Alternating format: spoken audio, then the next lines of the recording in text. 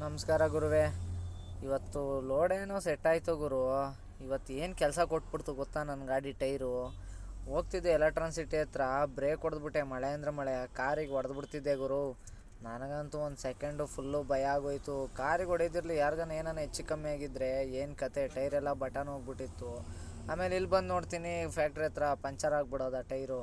ಸರಿ, ಇನ್ನೇನು ಮಾಡೋದು, ಹಣೆ ಬರ ಸರಿ ಇಲ್ಲ ಅಂದ್ಕೊಂಡು ನಾನು ಬಿಚ್ಚೋಕ್ಕೆ ಹೊರಟೆ. ಮನೋಜಣ್ಣ ಇದ್ದಿದ್ದು, ಇವತ್ತು ನಾನೇ ನೋಡೋಣ, ಟ್ರೈ ಮಾಡ್ತೀನಿ. ಯಾವತ್ತೂ ಹಾಕಿಲ್ಲ ನಾನು ಎಷ್ಟು ದೊಡ್ಡ ಗಾಡಿ ಟೈರು, ದೊಡ್ಡ ಟೈರ್ ಯಾವತ್ತೂ ಹಾಕಿಲ್ಲ, ನಾನು ಹಾಕ್ತೀನಿ ಅಂತ ಅಂದರು. ಸರಿ ಆಯಿತು, ಹಾಕು ಮನೋಜಣ್ಣ ಅಂತಂದರು. ಪಾಪ ಅವರು ಬಿಚ್ಚಿ ಎಲ್ಲ ಹಾಕಿದ್ರು. ಪಾಪ ಸುಳ್ಳು ಹೇಳ್ಬಾರ್ದು, ಅವರು ನೀಟಾಗಿ ಹಾಕಿದ್ರು.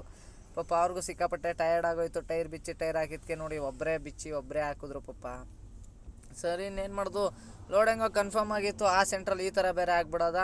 ಸರಿ, ಇನ್ನೇನು ಮಾಡೋದು, ಪ್ರಾಣ ಇದ್ದರೆ ಏನು ಬೇಕಾದ್ರೂ ಮಾಡ್ಬೋದು. ಆಮೇಲೆ ಏನಾರು ಹೆಚ್ಚು ಕಮ್ಮಿ ಆದರೆ ಯಾಕೆ ಅಂದ್ಬಿಟ್ಟು ಟೈರೆಲ್ಲ ಚೇಂಜ್ ಮಾಡಿಕೊಂಡೆ. ಸ್ಟೆಪ್ನಿಲಿ ಒಂದು ಟೈರ್ ಚೆನ್ನಾಗಿತ್ತು, ಒಂದು ಟೈರ್ ಫ್ಲ್ಯಾಟ್ ಆಗಿಬಿಟ್ಟಿತ್ತು ವೀಲಲ್ಲಿ.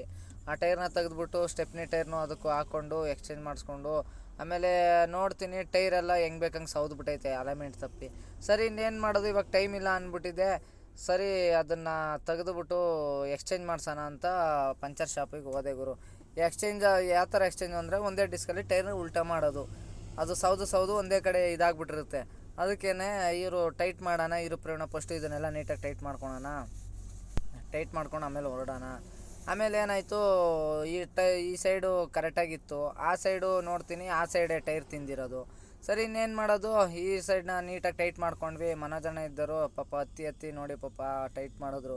ಸುಸ್ತಾಗಿ ಹೋಯ್ತವ್ರು ಯಾರಂತ ಹತ್ತಿ ನೋಡಿ ಹೋದ್ರು. ಕೊನೆಗೂ ಟೈರೆಲ್ಲ ಫಿಟ್ ಮಾಡ್ಕೊಂಡು ಹೊರಟ್ವಿ ಗುರು ಪಂಚರ್ ಶಾಪ್.